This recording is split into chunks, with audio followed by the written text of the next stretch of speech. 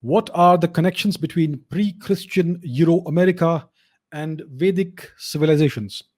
Well, I don't know about America, but Europe, pre-Christian Europe, has an immense amount of connections with the Vedic civilization. Like I said, after the battle of the Ten Kings, the all the tribes, the coalition of Vedic clans that lost the battle were forced into exile. They had to go westwards, and they went into various directions. Uh, Let me again share this. This is a list of those uh, Vedic clans that migrated westwards. This is from Shrikant Talageri's website. He's a great guy. You should check it out. He has done a great deal of work about this.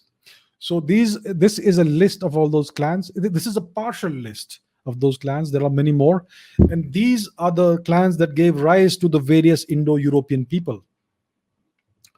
So there is a great deal of connection between Europe and the Vedic peoples. Let me share something else here. So according to Serbian mythology, there is a trinity, a trimurti of sorts in Serbian mythology, which consists of Vishnu, Ziva, and Branyan, which is the same as Vishnu, Shiva, and Brahma. So how did Serbia acquire Indian gods, right? And Serbian folk tradition says that Triglav lives in India. He originates in India, and that India was the original home of the Serbian people. So this is pre-Christian mythology.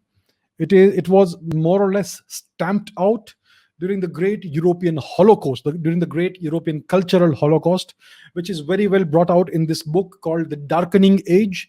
The author is Catherine Nixie. It is the Christian destruction of Europe's ancient Indo-European culture. So in Europe had a cultural continuum. It was the same culture all across Europe, but there were many local manifestations of this culture. So the gods all had different local names, and the cultures and traditions were all different locally. But if you examined them as a whole, they were the same cultures, the same traditions, and the same gods. So all the way from Ireland into Eastern Europe, all the way to India through Iran, you had the same culture. This was an enormous cultural continuum, the same culture with lots of local manifestations. So to the untrained eye, they would look like different customs and different cultures. And especially after the Indo-European languages diversified and they became mutually unintelligible.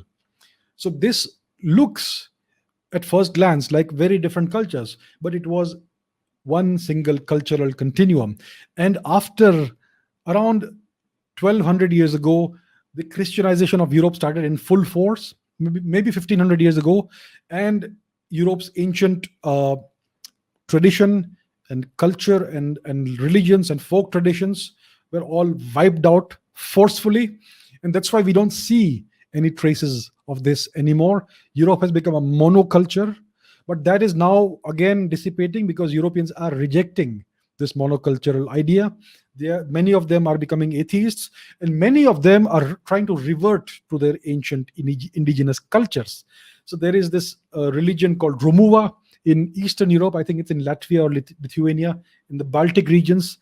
And the people of Northern Europe are also trying to revert to a form of their indigenous Viking religion.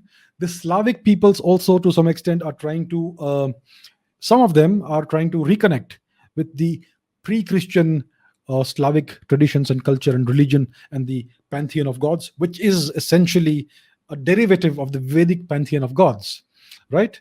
So there is all of this. I can show you some more examples, some more interesting examples.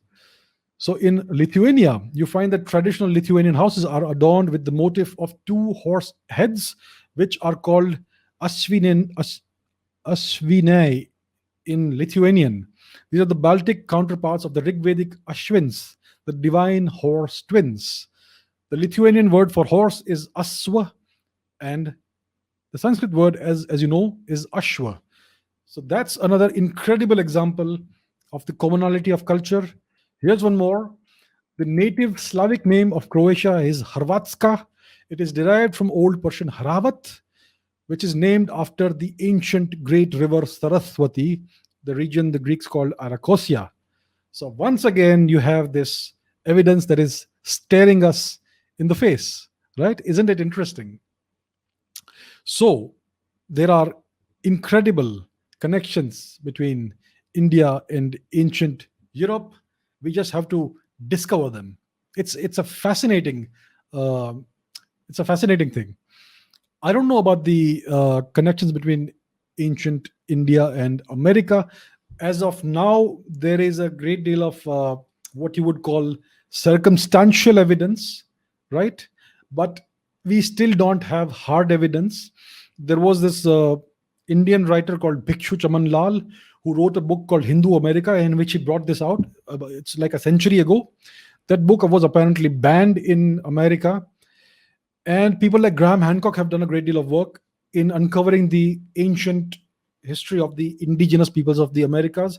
He has found that it's much more ancient than what the mainstream historians tried to claim it was.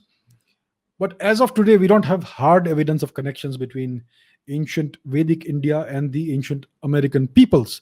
Now, if the ancient Indians were able to travel to Australia by sea, it's not it's not hard to imagine that they could have gone further and gone all the way uh, to the Americas. It's possible, but as of today, we don't have hard, undeniable, unmistakable evidence.